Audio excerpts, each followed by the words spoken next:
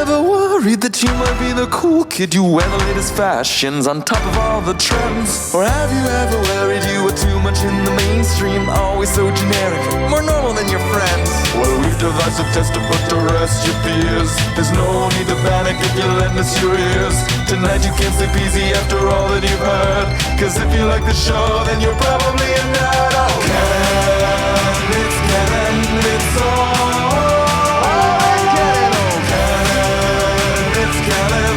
Tyler, Phil, and Boris. Oh, Canon, it's Canon, it's all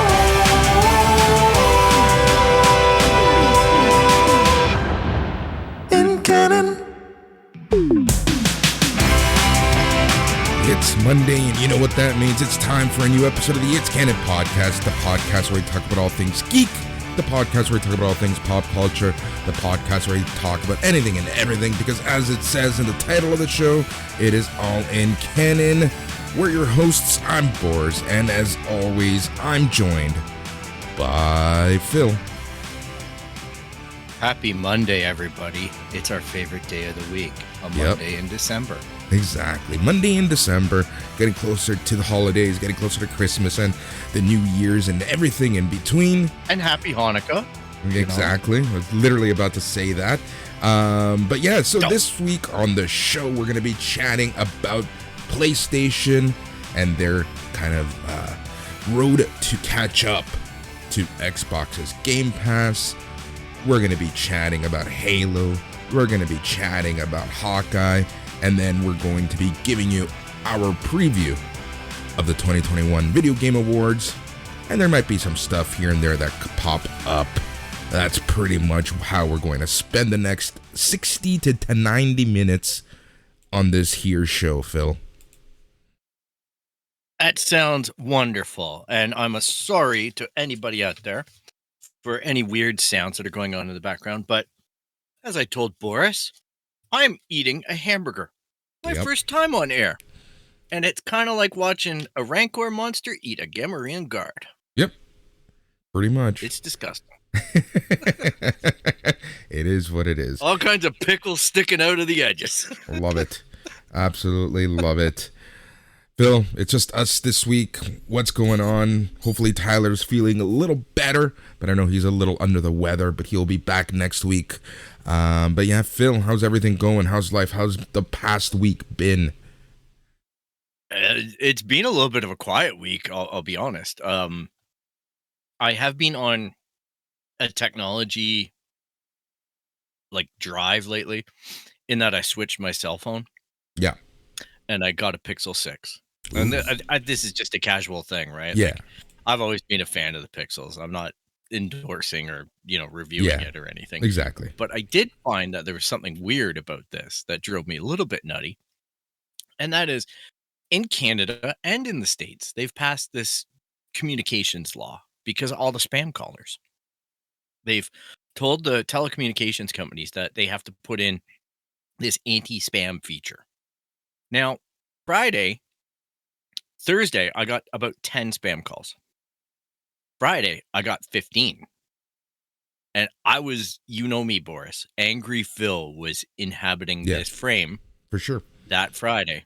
Of course. And I tweeted at my carrier and I said, hey, dudes, did you institute this CRTC commission thing? And they came back with, yes, we did, but you have to have a Pixel 6 phone. That's the only phone that supports it. And I'm like, well, funny you should say that. And then I found it in the software. I turned it on. Knock on wood. I have not had a spam call since. Very cool. So it does some kind of call verification, along with all the other features of a cell phone. But the interesting part about this phone, Boris, is it's the most boring phone I've ever used again. Really? My Pixel 2 was so good, it just does what it needs to. Mm-hmm. And pretty much does it on its own. All I have to do is put my eyeballs on it. Yeah. It's a weird experience not having to constantly tinker or fight with a phone. To have a phone be a utility tool in your pocket and have it work every time. The only time you're going to use it is when you have to touch it, when you have to send a message or do whatever. So it's probably my most unused phone, and I'm looking forward to 2 more years at the very least of having limited interaction with my phone, Good. other than looking up news or reading social media, when I'm on the toilet. Yep. No, I know exactly what you mean. Like, and that's honestly the reason why I've always been a fan of the Pixel or the Nexus line, as it used to be called, and that's because it's bare bones Android. It's exactly how Android is supposed to work. I'm not a fan of the skins that Samsung and LG and Huawei and all the other companies put. I don't care about that stuff. Typically, that stuff slows down your phone because of kernel XYZ, right? So I've always been a fan of bare bones Android. So I've always, anytime I've had an Android phone outside of the very first one, I've always used a Nexus or a Pixel for that very reason. And as you said, it just works. It's supposed to do, especially Android, where you have so much more power than on an iPhone. It's nice to know that you don't have to tinker with every single little setting just to get it the way that you want. Yeah, it's catching up to iPhone in terms of migration and ease of use. iPhone still has a lot of advantage in the marketplace, and I'm not going to make it a us versus them because I have an iPhone too. Yeah. So I get it. I see the user experience and everything, but the Pixel is catching up on that front, like drastically. Exactly. And yeah, it just works. It's funny you should mention LG because LG are out of the business now. Yep, exactly. And I think this week, if anybody has an LG phone, I think this is the last week that their shop is running online, and that's the last time that you can boot loop it or get it free. Yeah. Of the boot stuff. So once they shut down that site, I think you're into like hacker market or gray market stuff. So. Yeah, pretty much. Which that's typically Android in general, right? Like that's really the differentiation right there between an Android user and an iPhone user. An Android user is someone who really wants to tinker with things a little more. You have full control of the OS and everything. Whereas iPhone, just because of its ease of use, what makes it easy to use and its ease of use is the fact that it's all set up for you and Apple kind of tells you how you're going to use your phone to a certain extent, right? Like, while you say that Android has gotten better at their overall UX and making things easy and making things nice and making it work, iPhone is kind of going the other way where they're opening up a little more, but they're kind of taking the a safer approach where it's kind of like all it's little by little, but it is what it is at the end of the day. Just like you said, this isn't an us versus them. I've used both. I used both. I really don't have a preference at the end of the day. I just want a fucking thing that works. I don't want to, I don't want to struggle. I want, crazy concept, Phil. I want a phone that's actually works, has good sound. I know a lot of people who, after even a few months, they have to use the speakerphone because the headset's barely working or the volume somehow is degraded. It's just ridiculous sometimes what happens with these phones. I just want something that works. I do a lot of traveling for work. I need to be incommunicado with people. Like I need to be able to be reached and reach out to people, especially when I'm on the road. And that's really the only reason why I have like the iWatch stuff. It's just for that very reason, so I don't always have to be looking at my phone, right? But that's our phone talk. That's a great thing. It's leaking now. The Pixel watch renders are coming out now. Yep. So next year they're talking about the fact that Google are going to start migrating Fitbit line into Pixel watch line. Yep, makes sense. Possibly. Makes total sense. It's all just out there. But for me, moving in was just simply logging in, which was a nice touch for Android. Right. It's something we get on iPhone all the time, but it was just a really nice touch to it's just like iPhone. When you give in and let Apple do what it needs to do to make your life easy, you do the same thing with Google. Hey, guess what? Works great. So, it's just a funny thing that came up. But otherwise, I've been watching some TV. We have our Christmas specials coming up. Yep. And you guys made your gifts to me and each other. And I just want to share them with the audience because when we watch or when we have that episode, maybe you want to freshly watch them with us Exactly. so that you can be on the same page as us. So I know Boris, Tyler was a first with, what was it, Pig? Yep, it's Pig. Nicolas Cage. And then you came forward with Gremlins. Yep. Which is a nice, retro-y kind of Christmassy movie, I guess. I haven't watched that since probably it was in the theaters. Actually, yeah, honestly, I haven't watched it in years. Honestly, I think I haven't watched the first one, especially since I was a kid. I know I've seen the second one a couple times more, but I don't, the first one, it's honestly probably been 20 years. Yeah, and it's interesting because I know you chose Batman Returns last year. And I haven't seen that one in a freaking long time. Yeah. Like since the theaters. And that was a trip for me.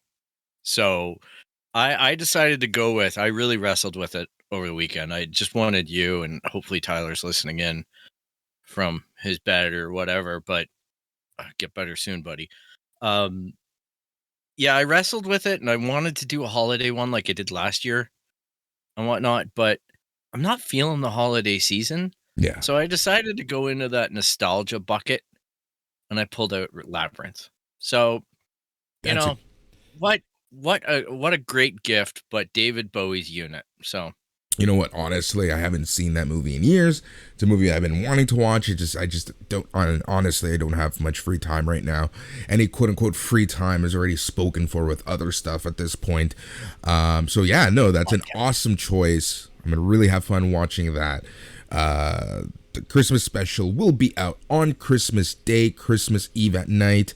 It's just us chatting about our 3 entertainment picks. You have Pig, Gremlins, and Labyrinth, and we're going to be having some beer, and it's going to be just an open, fun discussion. It's not really a planned episode. We kind of just, do our thing, have a chat about what we've watched and, what we liked, what we didn't like. The most work is kind of doing some background info to set up the movie, but outside of that, it's, it's a very easygoing, fun little episode that I really enjoyed. 6 hours.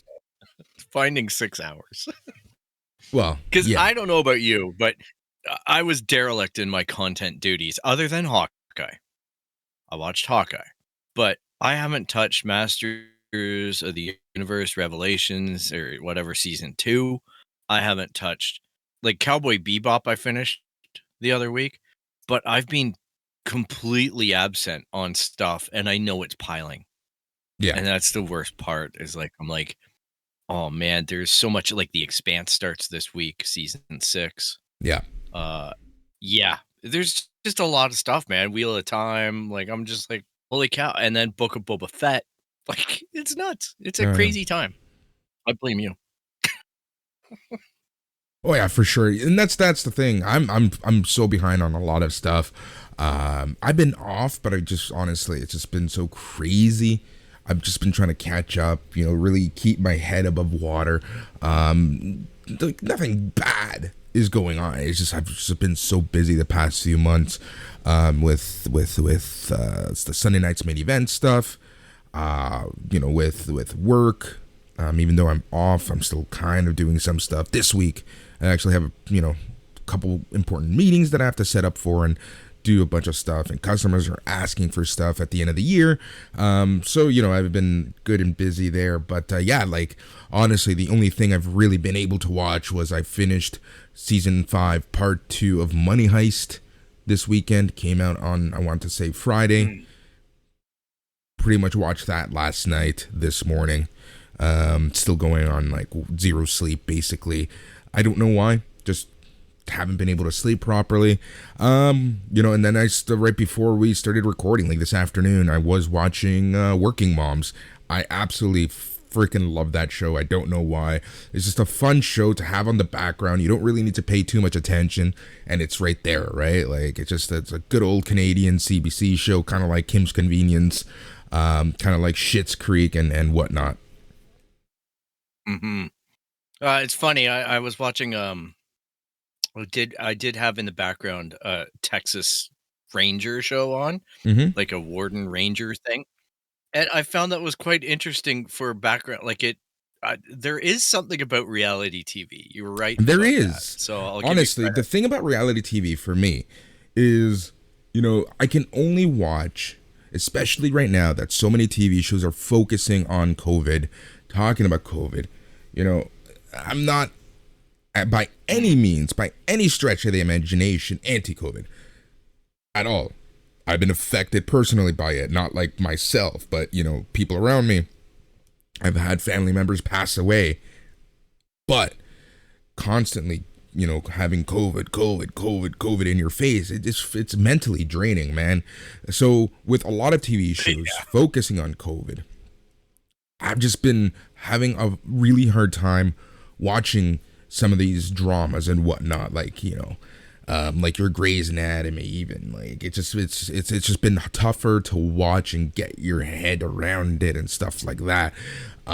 So I'm kind of going into the reality stuff, and yeah, they also deal with COVID, but it's not like full on storylines and people are gonna pass and things like that. It's just kind of like an escape. And again, because I'm typically usually working on something, I'm always on my computer, always working on something. I'm always scheming and have the side hustles going, or my main hustle. So having something in the background, like if it's not music, it's going to be TV, so I can just just whatever. I change it up between an audio book, music, or TV. It really depends on my mood. And it's actually something that my sister and I watch together, like when I'm over at my parents'. It's kind of like, it's the one of the few things that we both can agree to watch. That or sports for the most part, which is kind of funny of all things, right? But yeah, so I guess short story long, it's just mindless fun and entertainment. That's honestly why I like reality TV. That, and usually the chicks are hot. Yeah. Well, I just find that there's like a little bit of a compelling storyline because, with something like this, sans hot chicks, but they're chasing down people for like killing a deer and out of season, or Yeah, catching fish, or trying to sneak across the border, or things like that. It's all really plain and whatnot, but I just find that the editing and the narrative that they assemble is so darn compelling. I Like know. I'm like, this is a master class in like how to get eyeballs on TV for people who are just regular people, I know. right? Like they're just doing their job and they're relating well on the camera because it's a well produced show. So shout out to Exactly. Parky for all Right, the work that you exactly. do. Having said that, like, we have experience with reality and documentaries, and we know exactly how fake they actually are. But that's it. It is what it is. Like, you're never gonna get true reality because true reality is fucking boring. Yeah, there's always a script, ladies and gentlemen. There's always a script. Yep. Always. Or yeah, like, or they're just or the producers are just itching to find like the low hanging fruit and really make an issue out of that. Like, it's just so funny how it works. And the kudos to the producers, like, Take a bite. yeah, exactly. But I think We've been there. we became pros at not biting and not falling for some of those things too. And I know it pissed off a lot of people. Well, it was a double-edged sword because I still have some of the friends in that world, and they're just like, yeah, we stopped interviewing you because you knew what we were Yep, doing exactly. and you were never going to take it. But they're like, full respect. Like, they're just like, you know what? A lot of people just always go for it. It just makes me laugh whenever I watch a piece on the news or on a documentary and somebody breaks out singing a chant for a team or Yeah. whatever, and there's only two guys, and I'm like, you are going to regret that for the rest of your life because you look like a drunken douche.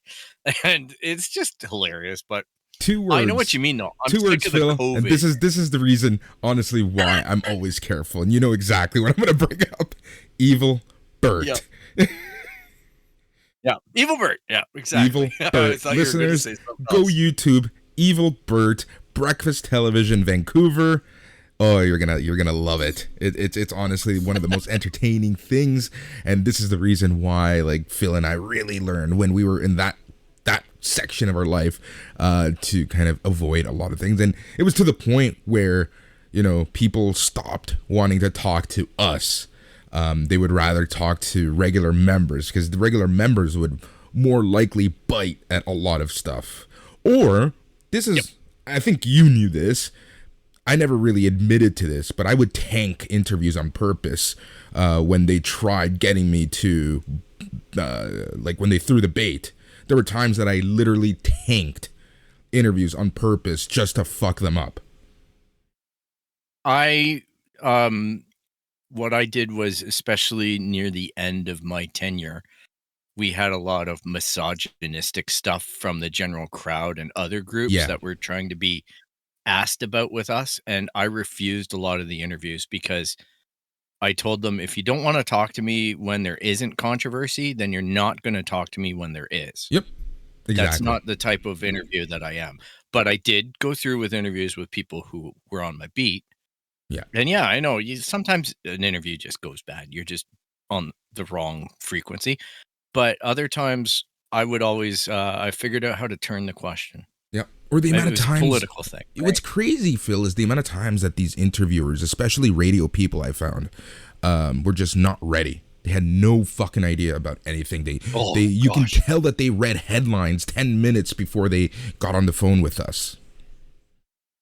Yep, exactly. It was literally an intern let them know some stuff that they thought they knew. Yep. It was terribly informed, but that was the easiest when they didn't know what to do and we do. Yeah. Because that way you can turn an interview really fast and embarrass them. Yeah. Because it just takes something like, what do you think of the misogynistic sign? Well, our group doesn't condone any misogynistic messages at all.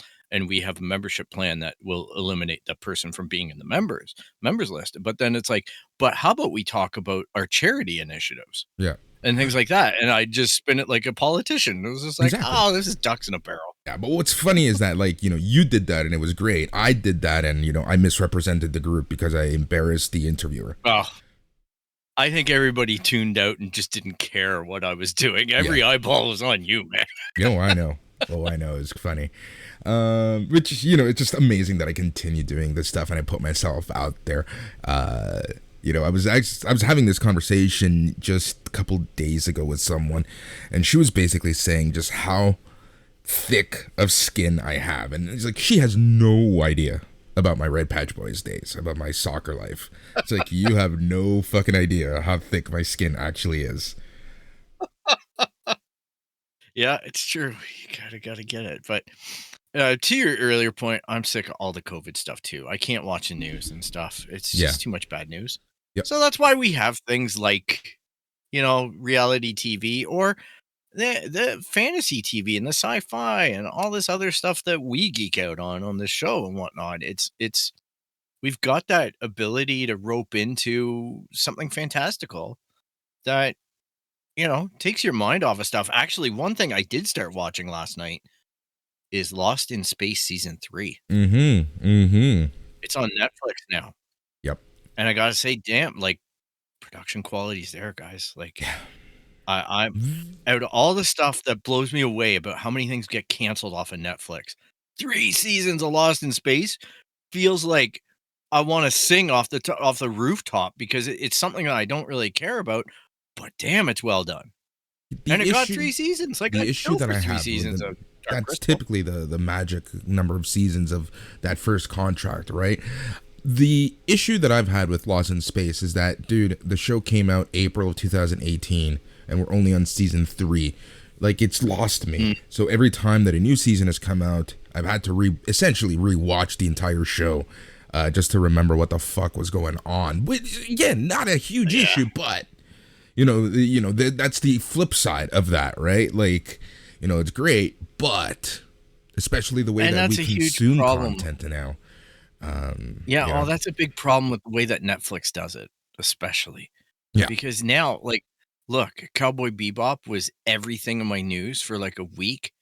Everybody watched it. Nobody wanted to talk about it. Now it's done. Yeah. If they come out with a season 2, I'm gonna have to go watch season 1 again because it's different than the cartoon. Yeah. So it's just like you're right. It's a huge problem. I like it when it drags out week to week, and Yeah, that's I'm because you actually start to really focus. starting to enjoy that format more. I remember when like The Boys was really doing this. It kind of felt weird, just because I think Netflix and the way that Netflix has their releases kind of took over how content should be streamed over to us. But I'm actually loving how Disney Plus does it, because I cannot fathom watching a show like Loki back to back to back to back. It would completely ruin the show for me. The way that we watched Loki was perfect, week over week, and then you take the week to think about it and talk about it. Can you imagine Mandalorian watching all that in one go? Because we would watch that literally. I would take the Friday off just to watch the show.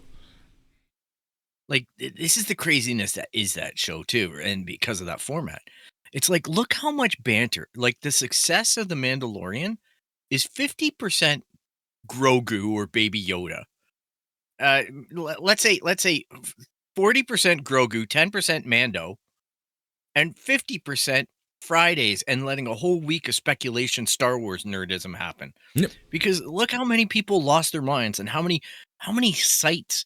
Like, heck, we see a rise in our numbers when we talk about the Mandalorian, right? Yeah. Like, there's a fan base out there that's wanting to talk about it and participate and hear about it, right or wrong. Like, dude, I don't even have to ask people, because for listeners who don't remember or are new, every week, especially Mandalorian, just because Star Wars is our ish, we would have a episode just on Mandalorian, and we would go deep in, like deep.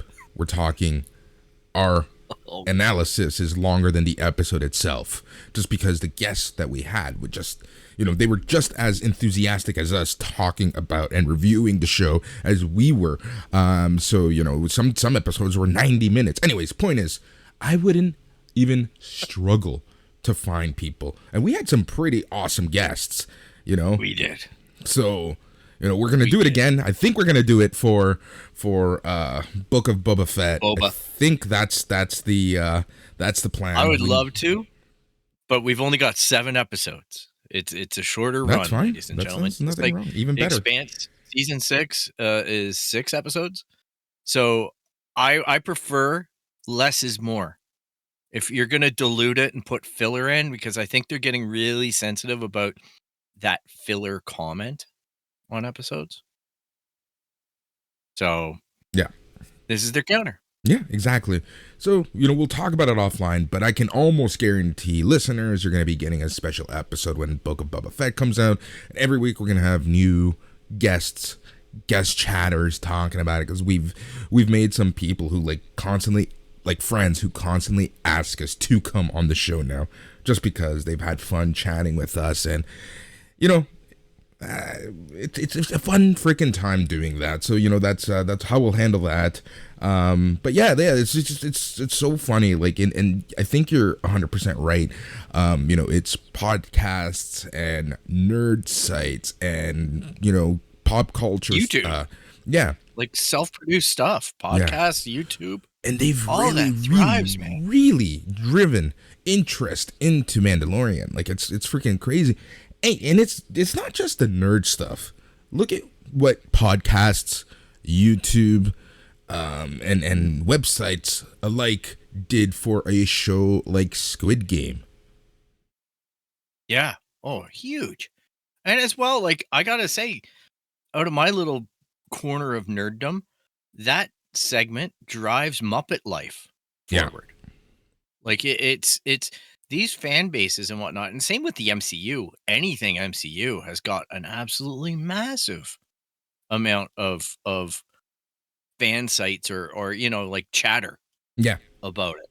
Exactly. And it's the way that a new generation of Marvel fan or comic fan, like DC has it too. Let's not, lie. But it's a way for the older crowd or the more read crowd to relate what's in the books. Yeah. And then theorize about what could be in the show. Yes. Like, it's a great torch. It's a great way to pass a torch. And I think Star Wars, I saw a headline today that said Star Wars has already introduced its what if, and they called it Legends. Yeah. And now, like, all of us who know about Legends stuff, and we know that Dave and John and everybody's going back to Legends to pull things out of it. It's just amazing because we can, oh yeah, we've seen that. Luke Skywalker had a girlfriend and did this and did that and the other thing. So Yeah. there's a lot of Exactly. possibilities. Yeah, exactly. It just opens up the floodgates, really, at the end of the day. But having said that, there's a couple things I do want to talk about on this episode. The first of it actually being is more of a question to you, since we're talking about streaming and content and you know the podcasts and bloggers are really pushing the popularity of certain things. Have you watched Arcane on Netflix? I have not, but I've seen a lot of hype around it. Right? I'm hearing nothing but amazing things about the show. Riot Games, League of Legends, and just kind of like the lure and the world that they're building around it. It's just crazy how they've gotten into so many different things, TV shows, various games, projects. It's just crazy, like the investment that Riot Games is putting forward here. And I'm hearing nothing but amazing stuff. So that's something that we should probably get on our radar and talk about it in full. You know, between now and probably the new year. But the first item that I wanted to chat about was, you know, last week, and we've talked about this a lot. You know, we've kind of the reason why we always talk about Xbox Game Pass and Stadia is because, you know, we do see that could be the future in gaming. You know, there are skeptics who still think that the internet itself is going to be a roadblock, and I don't disagree. But I don't think it's as huge of a roadblock as people. It can be. Exactly. I don't think it's a huge roadblock as we think it was even 5 years ago. Now, we talk about Game Pass. We praise Game Pass for what it is. And we've always said, people need to remember, Sony already does have something like this. But it's kind of like built into various things. They have PS Now and they have PlayStation Plus. Speculations coming out from Bloomberg last week that PlayStation is planning to do a large scale overhaul of its online subscription offerings in this spring with an aim towards creating a true competitor to Xbox's Game Pass. The idea is essentially to combine PlayStation Plus and PlayStation Now into one offering codenamed Spartacus. But they're essentially going to keep the name PlayStation Plus to it. They say that the service is going to have multiple tiers. Tier 1 is the existing PlayStation Plus benefits, which would kind of give you, you know, the online access plus a couple games free a month. Tier 2 is a large catalog of PS4 games and eventually PS5 games. And then Tier 3 is the demos streaming library of PS1, PS2, PS3, and PSP games. And obviously, you know, you get everything from the above tiers. Interesting. I gotta say, like, I due to my hardware dilemma, I had to choose last night about where I was going to buy a game. Yeah. And Chorus, the game, is on Stadia. It's on Xbox and it's on PlayStation 5. But since my Xbox is an S, I figured there's no point in getting it for that. So it came down to Stadia versus PlayStation 5, and I'd seen that the render drop is higher on Stadia, so I went with PS5. But it really is interesting because I find that I'm not as likely to buy a game on my Xbox console ever. But will I download the crap out of it on Game Pass? Hell yeah. Yeah. Do I think most games are going to end up on Game Pass? Yep. You know, I waited on the Aliens Fire Team thing. Guess what comes out this month? Aliens Fire Team on Game Pass. So I look at that and I go, save myself $50. And it's even to the point where it's discouraging some sales on PlayStation for me. Right. Because I'm not going to take a chance on a game because I'm just going to go, it's going to be free in a month. So who cares? Or 3 months or 6 months or whatever. I'm going to get a chance at it and see if it's worth my money. Wait for a deep sale. Done. Yeah, right? exactly. Like, and this day one release schedule is insane with Halo Infinite and Forza Horizon 5 and all these big titles, man, Yeah. on Now, day one. keep that in mind because there are some interesting things about this PlayStation Plus overhaul. It does not include plans to launch AAA PlayStation exclusive game day one on Yeah. PlayStation Spartacus, the main draw of Xbox Game Pass. Similarly, there doesn't appear to be multi-platform launch plans. Game Pass, obviously, you can play it on console, PC, cloud, etc., mobile. PlayStation Plus is going to be a PlayStation exclusive. Now, the second point, whatever, that doesn't really surprise me. It's Sony versus Microsoft. It makes me laugh when people say how far behind Sony PlayStation is to Microsoft Xbox because, of their online capabilities. It's Sony versus Microsoft. If Microsoft isn't ahead, I would be freaking pissed. Yeah, and let's not forget a year ago we were all making fun of Microsoft. Exactly. Right? Like 2 years ago, they weren't even in the conversation, to be honest. Yeah. Now, Like Sony making a decision to only game on the single platform or crossplay is disabled or whatever doesn't phase me at all. That's Sony being Sony. Like, and the thing is, they have the amount of gamers to not have it affect the experience. You know what sucks is when you go on Stadia and you don't have cross-platform play and you log into a dead server. yeah. There's no chance to group up because there's 6 guys and that's it. That's on that server. Yeah. You need crossplay on platforms like that. But let's face it, like the toys, like Sony and Microsoft have all the players. Yep. In some corralled thing. What could hurt this is the day one launch of AAA PlayStation exclusives to this service. Now, anything can change. They might take this info to the market and the market might say, fuck you, we want those exclusives day one. So, they would change their plans. That I can see legitimately putting and hindering this plan just a little bit. Yeah, that's the biggest weak spot for me. Because it's bad because I sound so spoiled.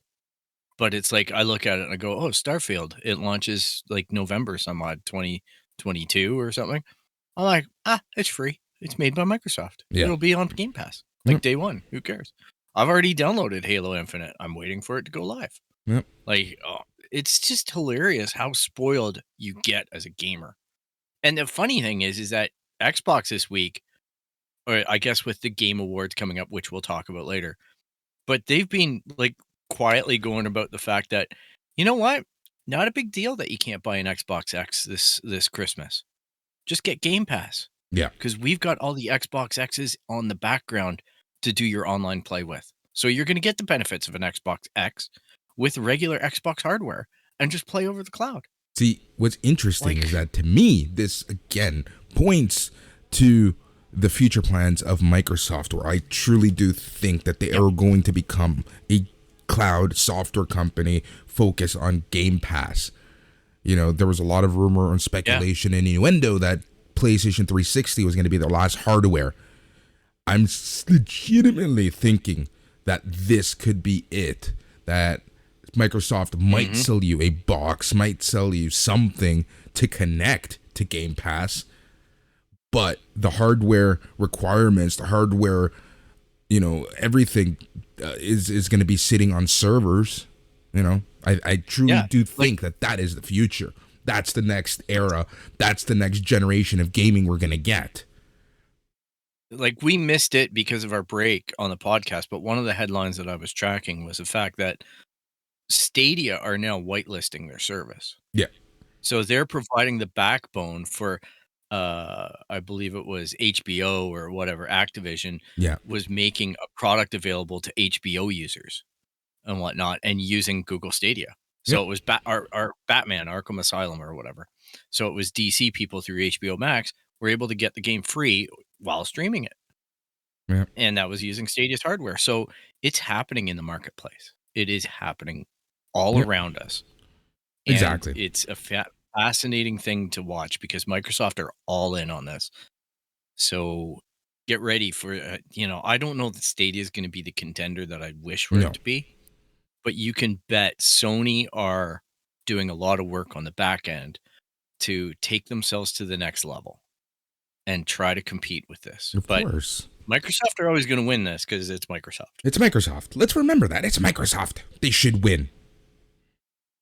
Yeah. All right. And the Sony gamers are a bit more nostalgic, man. We download our games. Yeah, exactly. 100%. All right. So before we move on to the Video Game Awards, I did want to bring up on Saturday, did you watch Spider-Man Across the Spider-Verse Part 1 trailer? I did. I actually caught that one within a couple hours. Man, Spider-Man is going to have a hell of a 2022. Comics are going to have a hell of a 2022. It is crazy when you take a look at the lineup between, I'm even going to add Spider-Man No Way Home because that's coming out basically at the end of this year. So there's going to be some trail off onto the new year. You're getting the Batman in March. You're getting Doctor Strange. You're getting Spider-Man Across the Spider-Verse. You are getting a shit ton of movies next year. Yeah, Part 1. I think that was the biggest. That was the biggest shock surprise of that trailer. Yeah. To be honest, I wasn't a big fan of some of the art styling, but I know I will be when I see it on the screen, on a bigger screen. It was fun seeing Spider-Man, was it 2099 in there? The future Spider-Man that he's kind of wrestling with and whatnot. But hey, it's a great trailer. Another trailer that dropped this morning is the full trailer for the 4th Matrix movie today. Yes. And man, oh man, I had that one up in our chat in 15 minutes of it releasing. So, yep. Yep. But man, there's a lot of great stuff coming out this winter. Just on comic book and video game movies for 2022. When you take a look at them, you have the Batman, Black Adam, Morbius, The Flash, Thor, Doctor Strange. You have Black Panther 2. I think that one might be moved out. You have Aquaman 2. You have Spider-Man Into the Spider-Verse 2. You have the trail off of Spider-Man No Way Home. You have that Super Pets movie. You have Sonic 2. You have John Wick 4. I know that's not comic, but I'm just throwing overall. It's just absolutely crazy. Yeah, it's in the But there's the Oscar Isaac one. The Oscar Isaac one was Moon Knight. That's a TV show. Moon Knight. Yeah. Yep. That's a TV show. You even have the next Fantastic Beasts for you, Harry Potter, Pottins, or whatever you call yourselves. But yeah, it's just it's just so much coming out next year. It is crazy. Oh, well, think about Obi-Wan. Yep, exactly. If we and then if we take a look at the TV shows, we're looking at. It's just absolutely crazy. We have, like you said, Moon Knight. We have Obi-Wan. We have is Mandalorian next year? Yeah, it's like a Mandalorian will be next year. Yeah, it's crazy. And here's the thing, right? We talked about Rogue Squadron possibly being delayed and stuff. You can't tell with Lucasfilm because they're not going to come out and tell us anything. So I saw a lot of reports today that apparently Patty Jenkins' Rogue Squadron is going ahead. Yeah, exactly. So we don't know what poker game Lucasfilm are playing. Exactly. We just really have no idea. We're going to be busy in 2022 and 2023. There's already stuff being lined up for 2023. It's crazy. It's a hell of a time to be a nerd, and I just love pissing off the old guard of the entertainment business. Yeah, I know, right? The Ridley Scotts of the world. The Martin Scorseses of the world.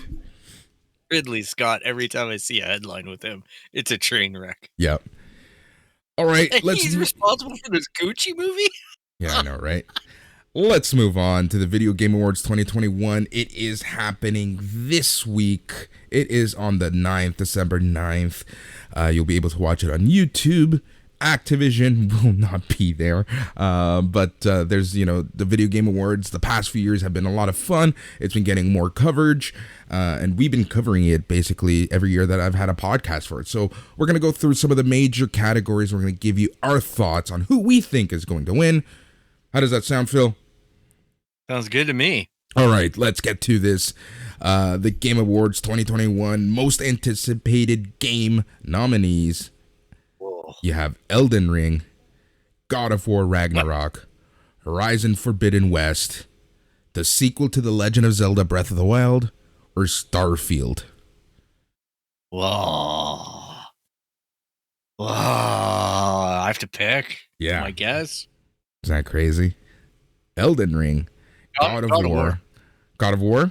God of War. God of War, interesting. See, I'm going to have to go lock with... in on that for me. So Phil is saying God of War.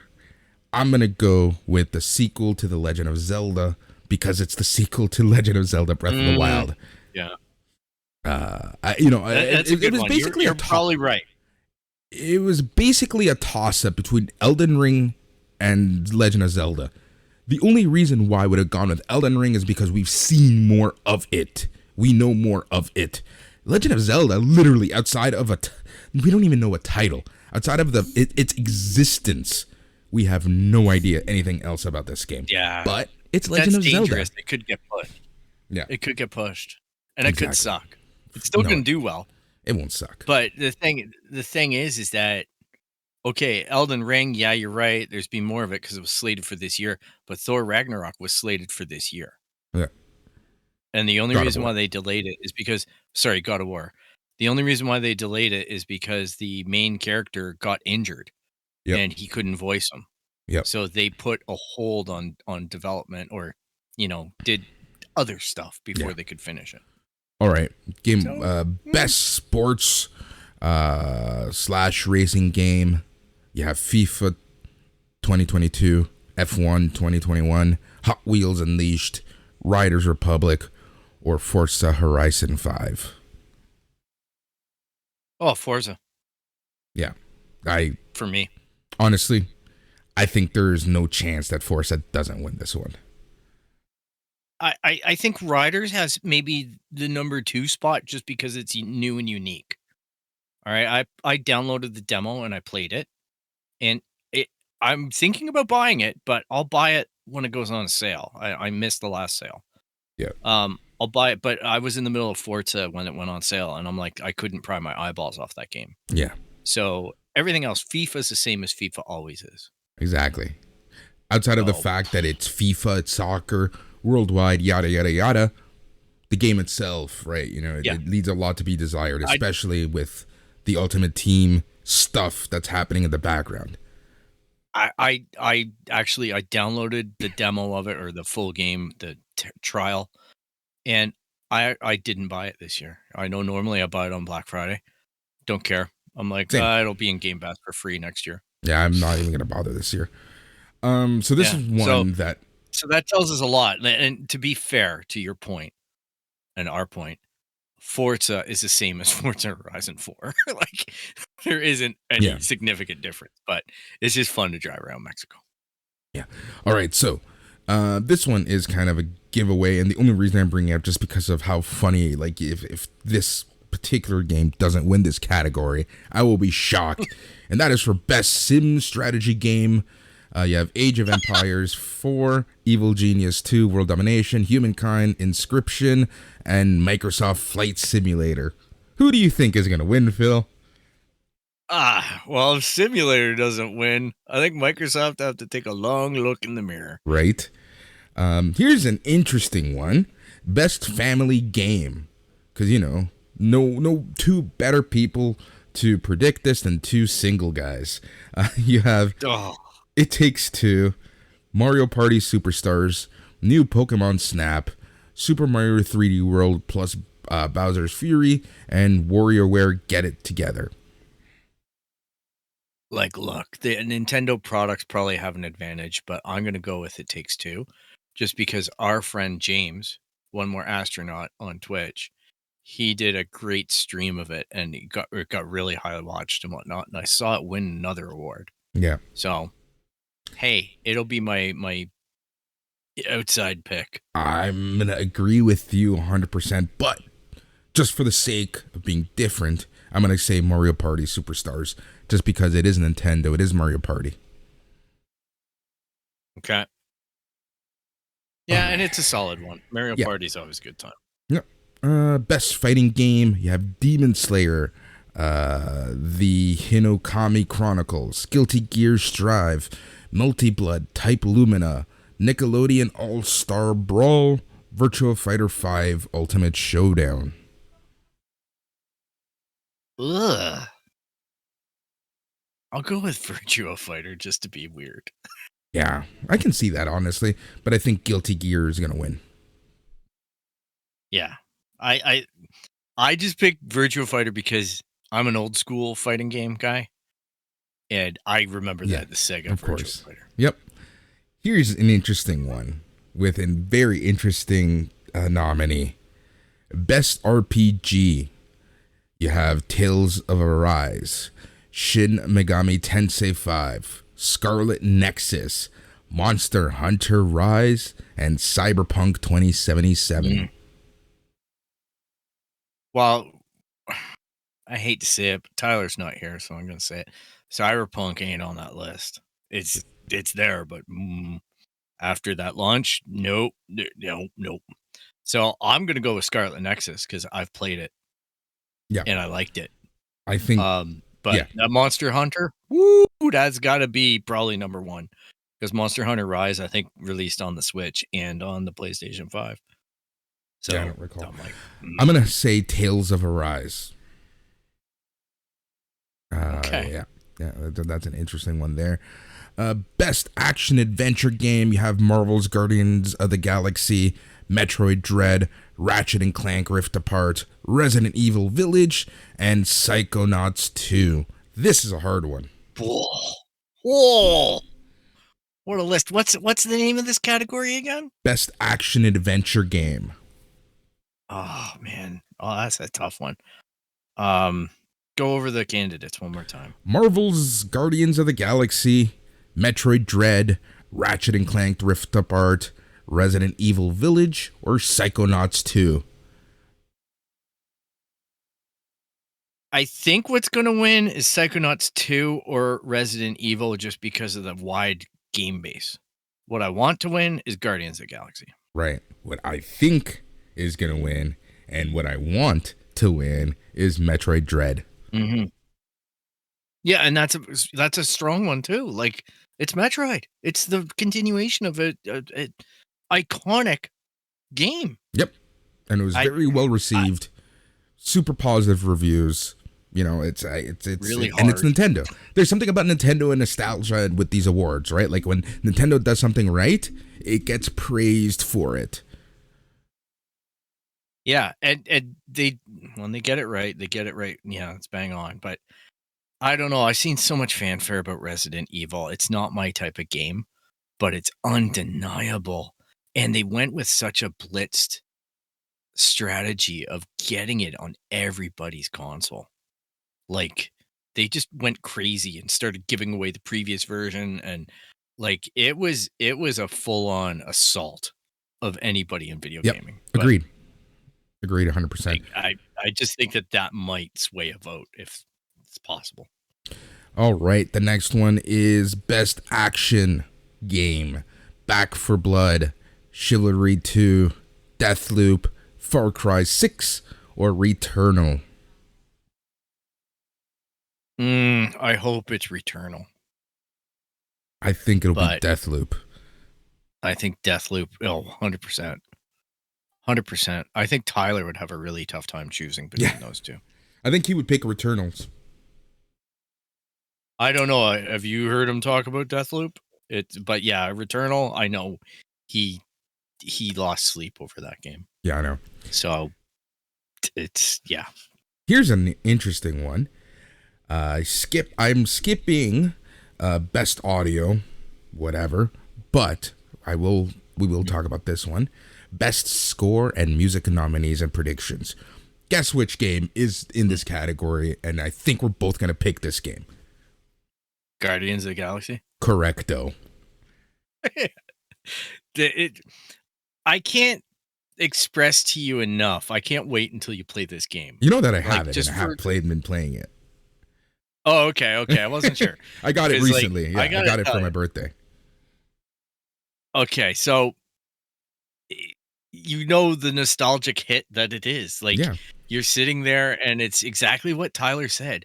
A whole bunch of geeks and nerds bought some Tab Cola, sat around and listened to retro 80s soundtracks and figured out and had a whole stack of Guardians of the Galaxy old comic books and picked like the best hits out of them. Yeah. Like, Yeah. and combine them. Like, wouldn't it be rad if we played Aha, Take on Me here? Like, it's just nuts, Yeah. man. All right, so here are so the well other done. It's here are like the watching other a movie. nominees. You have Cyberpunk 2077, Deathloop, Near Replicant version 1.22, blah blah blah blah blah. Marvel's Guardians of the Galaxy and The Artful Escape. Oh, Artful Escape is damn good. I gotta say, I finished that game. Believe it or not. Really? I didn't think that Yeah, would be your I type of played- game. I played the living crap out of it because it was easy achievements. Of And I was course, in the you and achievement war. achievements. I love it. Here's the thing, though. I enjoyed it so much. I actually went back and replayed it just for the fun of it. I unlocked all achievements, and I went back because you got the guy from The Mandalorian voicing in it as a main character, Grief Karga guy, Yeah. the guy from Rocky. And you actually had this really sweet story about a guy coming to terms with what his expectation is in life and what his desires are. And that battle in between, and it all involves space and aliens and stuff and weirdness. It reminded me so much of what I was like when I was in high school, because I Right. was all music and music and sci-fi, Right. right? And it just really hit a nerve with me. Yeah. And Pura Games made it fantastic. Very cool. Very cool. And it was free on GamePass. Well, there you go. Again, Game Pass. There you go. Best art direction. We're going to skip that one. We're going to go to the best ongoing game. You get Apex Legends, Call of Duty Warzone, Final Fantasy 14, Genshin Impact, or Fortnite. I'm going to go with Final Fantasy because apparently this game is amazing and they've done some really amazing stuff to it in the past year or so. I'm going to go with Genshin because I hate Fortnite. So Yeah, well, exactly. and Call of Duty and there should be a best shit the bed award in Battlefront 2044 or whatever. Right. Best multiplayer nominees: Back for Blood, Knockout City, It Takes Two, Monster Hunter Rise, New World, and Valheim. It Takes Two. I agree. It's either that or Back for Blood, but I'm going to say It Takes Two. Back for Blood lacked, man. I know, but It really.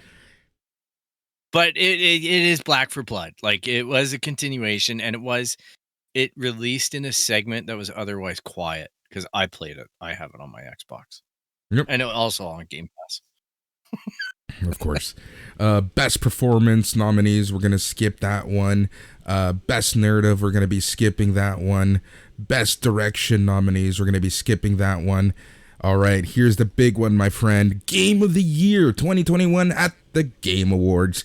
You have Deathloop, It Takes Two, Metroid Dread, Psychonauts 2, Ratchet & Clank Rift Apart, or Resident Evil Village.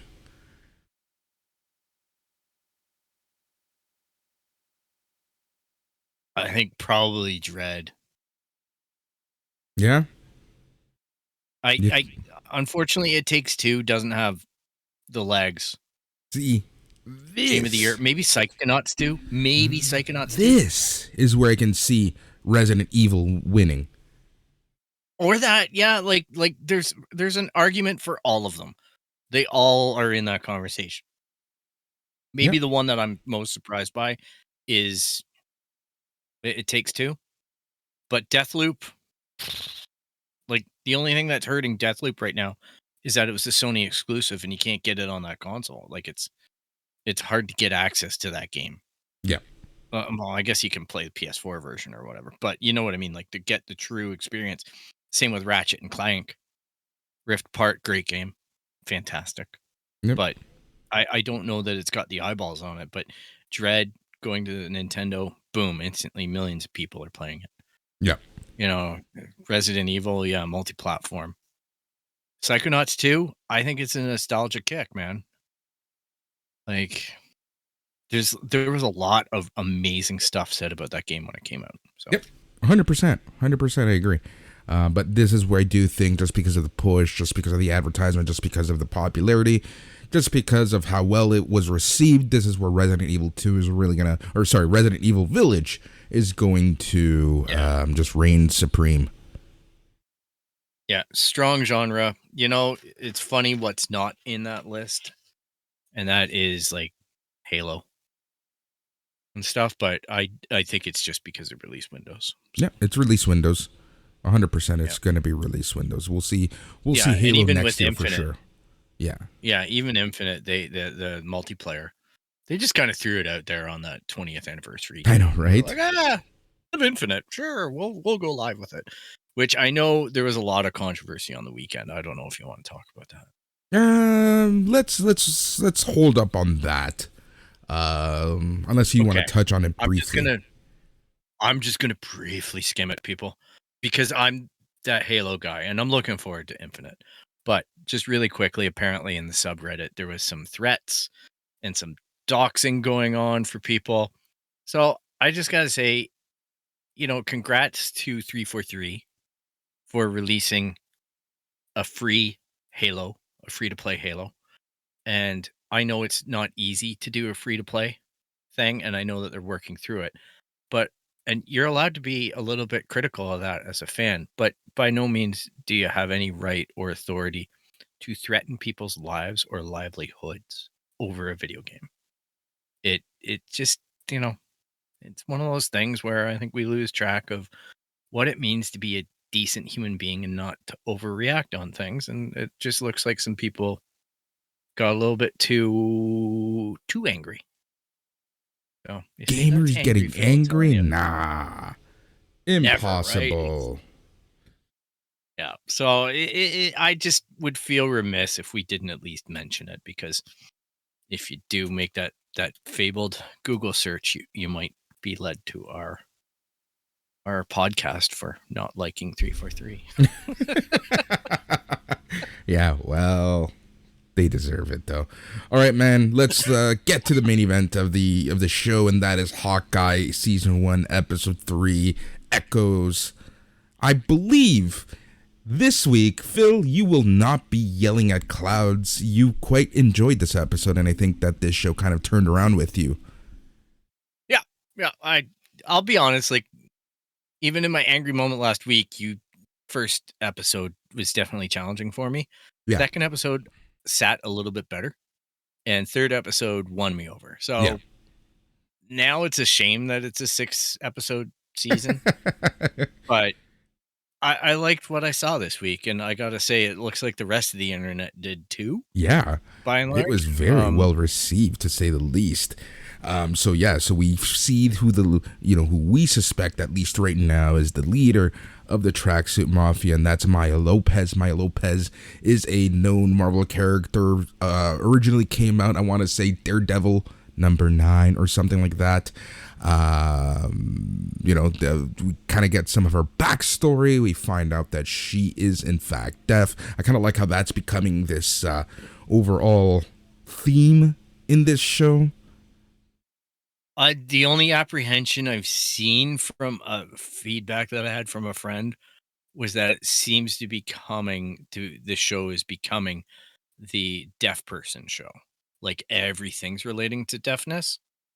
And they think that is just a lot. It's just a lot as a viewer. Right. But I'm like, hey, it's a legitimate issue. Yeah. And those people, I know I have a family member who's a translator with sign language. Like one of those interpreters. Actually, you know what? I kind of really want to learn ASL at this point. Mm-hmm. Not just because of the show. Not just because of the show. It's something that I've been thinking about for a few years. I think that it's a good skill to have, and I don't see why it's not taught to us as an inclusion tool more than anything else. Yep.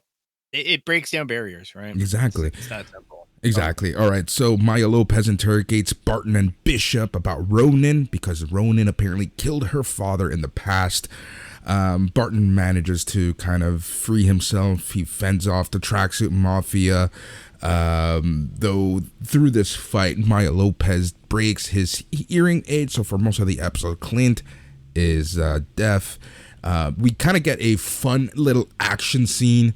It took place on the street. There was a couple funny lines because Clint doesn't have his hearing aid.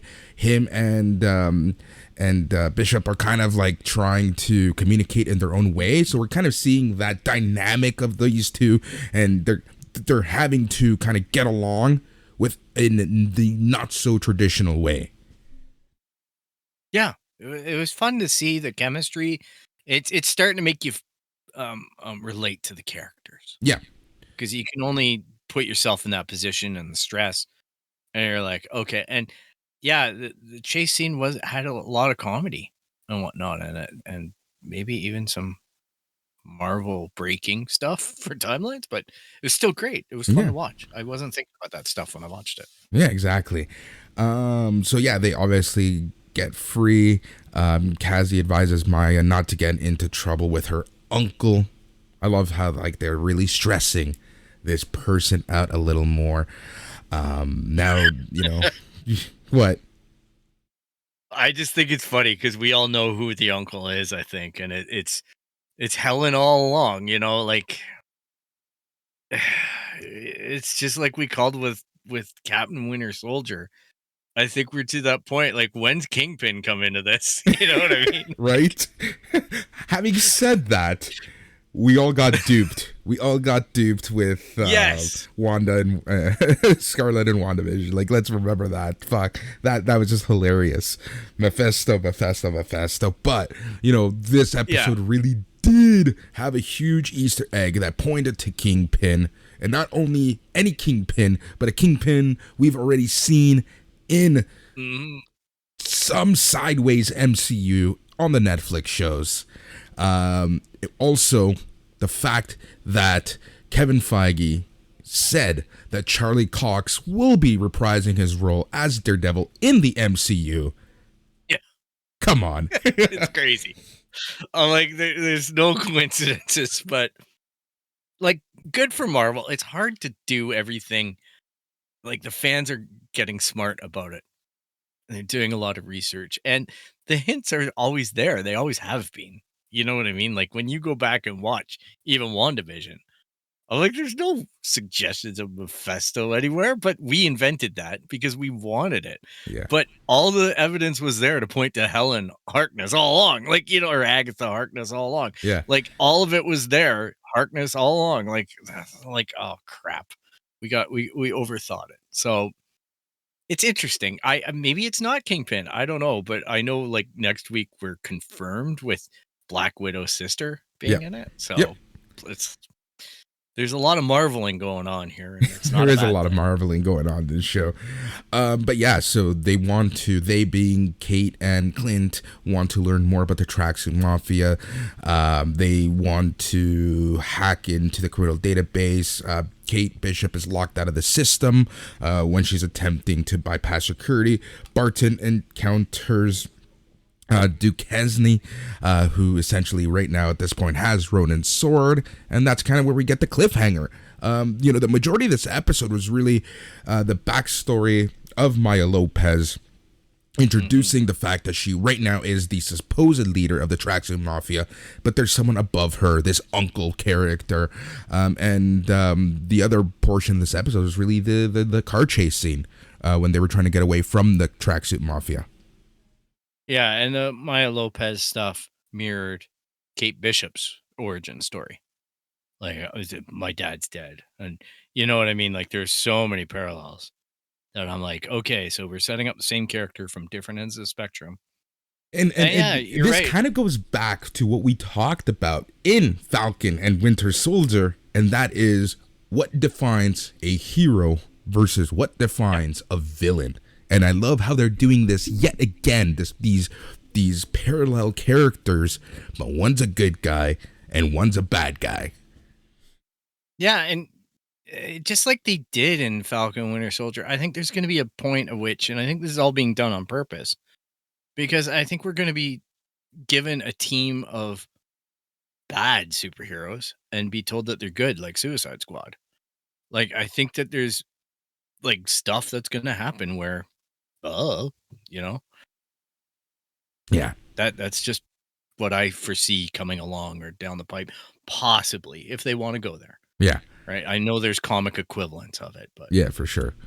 But yeah, no, this episode was really good. New episode coming out this Wednesday. So in a day and 3.5 hours, probably a little more actually, since it's 3 a.m. here. But yeah, I'm super excited. Like, I'm really enjoying this show a lot more than I thought I would. What do you think of the Ant-Man arrow? That was a nice little Easter egg. I kind of enjoyed that. It was good, but it breaks the continuity. Yes. Because there was pip particles in Hawkeye's quiver all along. It depends. It depends when this takes place, right? You have to remember that. Yeah, I know. It depends when it takes place. Somebody did the math on the internet. I don't want to go there because I don't want to ruin the experience. But they're like, this changes a lot of stuff because that conversation could only have happened at a certain point. Like, because of where Ant-Man's been. So, there's a lot. Yeah, for sure. Whatever.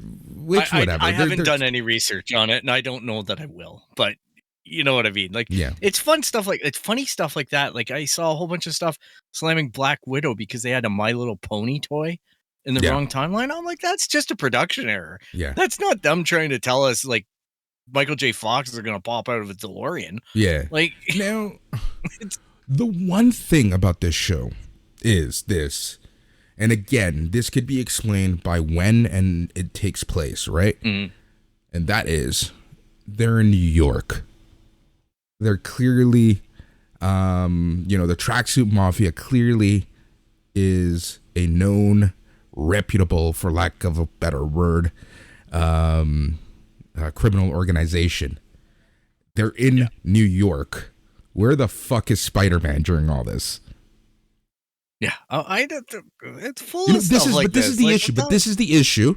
This right here is the issue with these interconnected worlds and having these standalone stories, because you begin to start saying stuff like this, right? Like, all of this could have easily been solved if XYZ character just showed up and helped them. Yeah. Well, and here's the thing: maybe Peter Parker's off in Europe. That's exactly right. He could be off in Europe. It could be, but that's where this unravels everything else, though, because if it's not Peter's in Europe, and Hawkeye has the pip particles, you know what I mean? Like, you just can't stop thinking about when that interaction happened and how it relates to when they say Endgame happened. Yep. You know what I mean? And it's just like, you have, like, literally you're talking about 15 minutes in between movies where that could have happened to maintain it. And then you have to wonder why. Like, what'd Clint do? Just corner Ant-Man and go, hey, man, why didn't you go up Thanos' ass and explode yourself? Yeah. Like, give me pip particles. Like, the thing that ultimately or whatever hurts the timeline in the MCU right now is that 5-year gap between Infinity Wars and Endgame. If they just said a few years down the road, I think they could have gotten away with a lot more. And if they never said that it was specifically 5 years, I think internet sleuths would have done the math, especially when they see the age of certain characters. But you'd be able to hide some of these issues. But specifically because they said 5 years later, just because they wanted that audible gasp from the audience in the theater, because I know as a fact, every theater, every showing had that gasp when it said 5 years later. Yeah, no, you're right. And it's the specificity of it all that gives us It's Canon podcast. So it's like it's those things that you muse about sometimes Because, like, let's face it, if you're just going to abandon the continuity that they provided us, and it's one thing to miss a My Little Pony and Black Widow, that's production error, but it's another to get your own canon wrong. Yep. Right? And that's the gotcha moment that every nerd wants to own them on. Not because it's fun making them be embarrassed, but just because, hey, I paid attention to 24 movies. Yeah, it's ridiculous. It's funny, but at the same time, like, you know, they I feel like Feige and his team should know better. You know, like they know. Yeah, they should have called up. They should have called up Pablo Hidalgo. Basically, they know. What have you done wrong with Star Wars? Hey, don't do this with the fans. Yeah, that's exactly don't rewrite it, right? canon. Yeah, don't rewrite canon. Don't screw up canon. Don't screw up years. Because, you know, there's a lot of examples of this. This isn't the first thing that has this kind of issue, right? It's just really being highlighted right now just because of, again, specifically that 5 years later, and we're seeing things on this show that technically shouldn't be happening. And again, yeah, go ahead. They come back at the fans with very specific answers when fans start to theorize about timelines, right? And they placed WandaVision at a very specific timeline. Yes. They said, okay, this is happening before this, but after that. And then Black Widow, same thing. And then every time the fans start to ask these creepy questions around that timeline, they do give specific answers to the credit. But that specific answer can lay the trap. Yes. And that's where the fans are enjoying this, because what may have been considered in a production room as, oh, this happened in some kind of gooey space here, all of a sudden becomes really defined. Yeah, exactly. So, you know, I think the comics get away with it a lot better because the comics. Oh, comics are comics. Yeah. Yeah. You know, comics just vet everything anyway. Right? Exactly. Like, and they're so cyclical. That, you know, that timing is always going to be off for stuff just because, you know, characters age and then they de-age and then they age a little more and it's back and forth, right? So you can get away with it a little more with comics. They come back. Exactly. But with movies, you're dealing with people's actual ages to a certain extent, right? Like, or contracts ending. Yeah, or contracts ending, which, you know, this is why I'm very... not skeptical, but more nervous about the future of the MCU for that very reason, right? And how they're going to handle this. But now with the multiverse, you can do whatever the fuck you want, basically, and it's all in canon, just like the show. Having said that, Phil, tell our listeners how they can get a hold of us and let us know what we think, or what they are thinking of the Video Game Awards, of Hawkeye, of PlayStation Plus's future plans. Hey, you can track us down on our website at www.itscanonpodcast.com. You can look us up on Instagram, Twitter, and Facebook at It's Canon Podcast, all one word. If you email us, you can find us at show@itscanonpodcast.com. You can find our podcast wherever you found this one. Hey, like probably Spotify, Apple Podcasts, Stitcher, Google Play, whatever application you're on, we're most likely there. And do us a favor, subscribe, leave a rate and review, if the platform allows it at all, and tell your friends about it, because hey, we love talking about canon stuff here on the It's Canon podcast. Yeah, that's pretty much it. Thanks for that, Phil. We have a lot of fun stuff coming. As we talked about earlier in the show, we have the Christmas special coming, where we're going to be watching Pig, Gremlins, and Labyrinth, and hopefully you can watch that too and participate in the chatter. Then we also have, like I mentioned, the Book of Boba Fett. We're likely going to be doing those extra episodes with special guests every episode.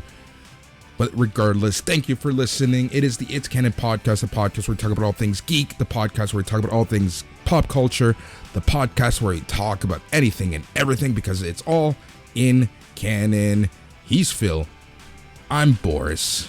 Goodbye.